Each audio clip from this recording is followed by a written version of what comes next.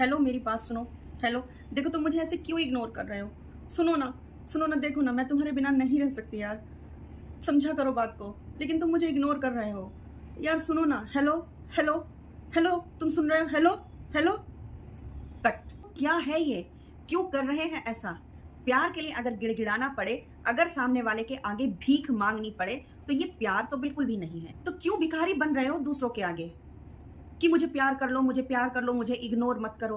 प्यार अगर होता तो आपको कभी नीचा नहीं दिखाता, आपसे कभी गिड़गिड़ाने के लिए नहीं कहता, वो सिर्फ आपसे प्यार करता। लेकिन यहां आप गिड़गिड़ा रहे हैं, आप दूसरों के कदमों में गिर रहे हैं।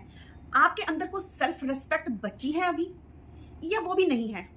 या वो भी सब प्यार के चक्कर में उठा के आपने एक तरफ रख दी उसे कि नहीं जी, हम तो अपनी सेल्फ रिस्पेक्ट का कोई मान नहीं रखेंगे, हमें अपनी चीजों से कोई प्यार नहीं है, बस हमें तो गिड़गिड़ाना पसंद है, हमें तो भिखारी बनना पसंद है। वही एक प्यार इंपॉर्टेंट हो गया आपके लिए, जो आपको लात मार रहा है, जो आपको इग्नोर कर रहा है, जो आपको गालियां दे रहा है, जो आपको गिड़गिड़ाने के लिए मजबूर कर रहा है, जो आपको भिखारी बना रहा है। सिर्फ वही एक बात रह गई आपके लिए। और वे माँ बाप, उनके लिए तो आपने कभी नहीं सोचा होगा, जो आपके लिए अनकंडीशनल लव करते हैं, बिना किसी शर्त के आपसे प्यार करते हैं। आपके पेरेंट्स अगर आपको जरा सा भी कुछ कह देना, तो आप उन पर इतनी तेज बरस कर पड़ोगे, चिड़चिड़ करोगे, गुस्सा करके दिखाओगे। वहां करके दिखाओ जरा। वहां तो आप कटोरा लेकर खड़े हो, वहां नहीं करोगे। वहां आप चिड़चिड़ी क्यों नहीं करते?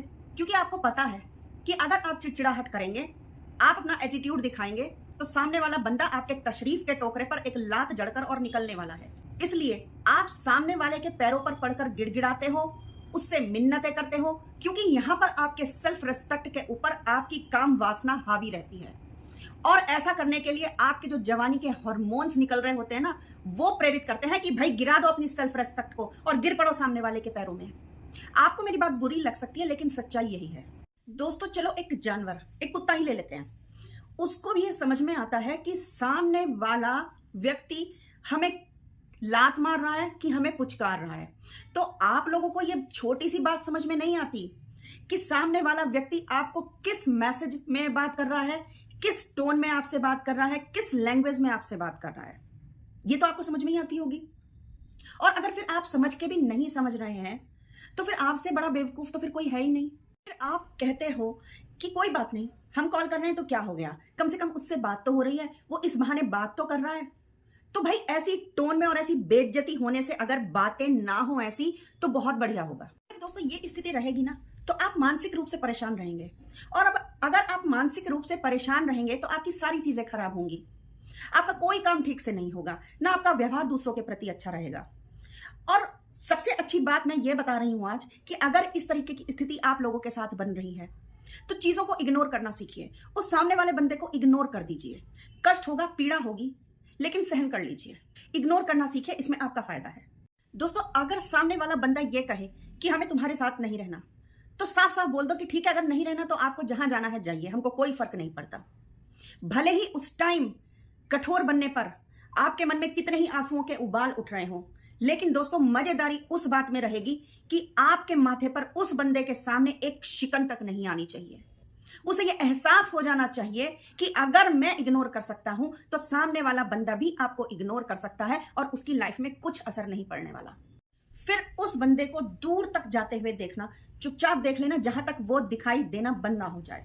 उसके बाद कमरे में आना और कमरा बंद करके खूब दहाड़े मारकर रो लेना, खूब रोना, खूब चीखना चिल्लाना, जितना करना है उस बंद कमरे में करना, लेकिन उस सामने वाले बंदे के सामने जरा सी भी माथे पर शिकन आने मत देना।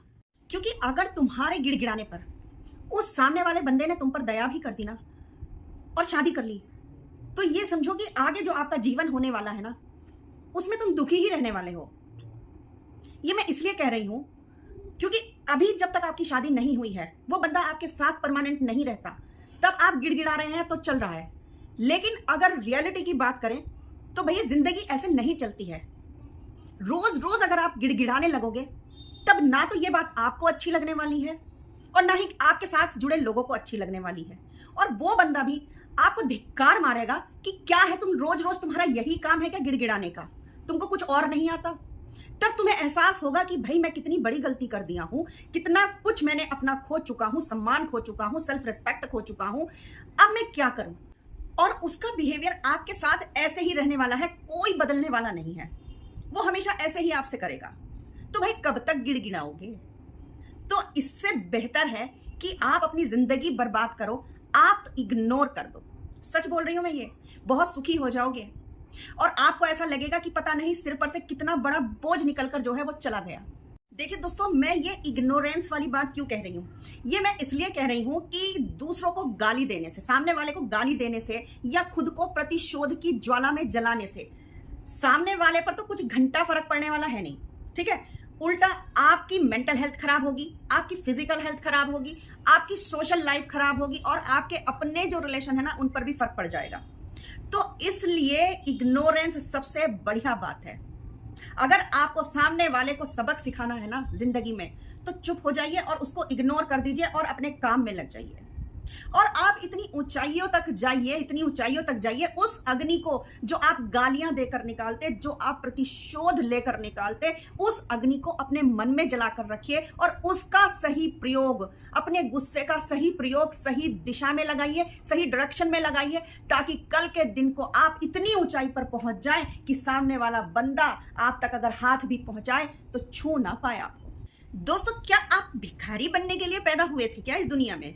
आपके माँ बाप ने क्या आपको भिखारी बनने के लिए पैदा किया था क्या? उन माँ बाप के दिल से पूछो आप जाके जरा कि हमारा बेटा किसी के आगे गिड़गिड़ा रहा है या हमारी बिटिया किसी के आगे गिड़गिड़ा रही है। उनके दिल से पूछो जाके कि उनके दिल पर क्या बीतती होगी आपकी ऐसी हरकतों को देखकर।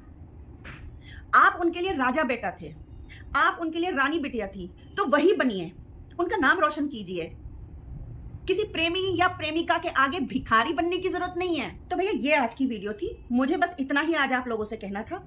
मिलते हैं नेक्स्ट वीडियो में, नेक्स्ट किसी अच्छे मोटिवेशन के साथ, ताकि आप लोग कभी अपना रास्ता ना भटकें, सीधे मार्ग पर चलते रहें और दुनिया में रहकर अपना डेवलपमेंट करें, अपने माँ बाप का नाम रोशन करें। मिलते हैं नेक्स्ट वीडियो में, तब तक के लिए नमस्कार।